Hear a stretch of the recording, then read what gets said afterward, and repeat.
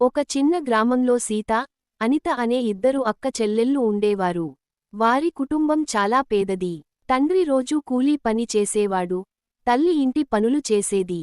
కాని వారి ఇంట్లో ప్రేమ మాత్రం చాలా ఎక్కువగా ఉండేది. సీత పెద్ద అక్క. చిన్నప్పటి నుంచే తల్లిలా చెల్లిని చూసుకునేది.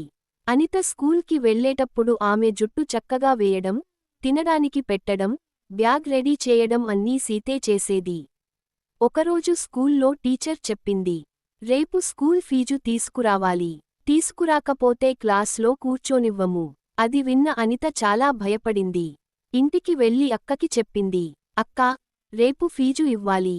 లేదంటే స్కూల్కి రావద్దంటున్నారు అని కన్నీళ్లతో చెప్పింది. సీత కొద్దిసేపు మౌనంగా నిల్చుంది. ఇంట్లో డబ్బు లేదు అని ఆమెకు తెలుసు. తండ్రి కూడా అప్పటికే అప్పుల్లో ఉన్నాడు. ఆ రాత్రి సీత ఎవరికీ చెప్పకుండా తన చిన్న బంగారు చెవిపోగులు తీసి గ్రామంలో ఉన్న బంగారం దుకాణంలో అమ్మేసింది. వచ్చిన డబ్బుతో అనిత స్కూల్ ఫీజు చెల్లించింది. మరుసటి రోజు అనిత స్కూల్కి వెళ్ళింది. కానీ సాయంత్రం ఇంటికి వచ్చాక అక్క చెవుల్లో పోగులు కనిపించలేదు. అక్కా, నీ చెవిపోగులు ఎక్కడా అని అడిగింది.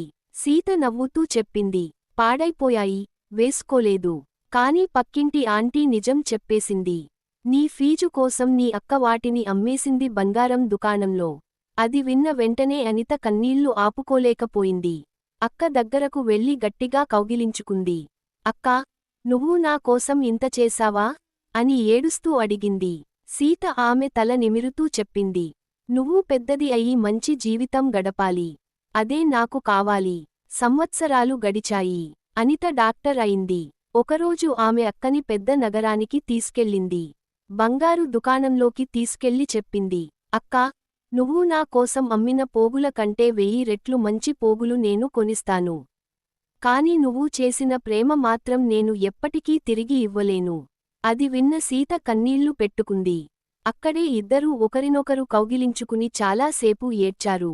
నీతి: అక్క ప్రేమ అనేది తల్లి ప్రేమ లాంటిది.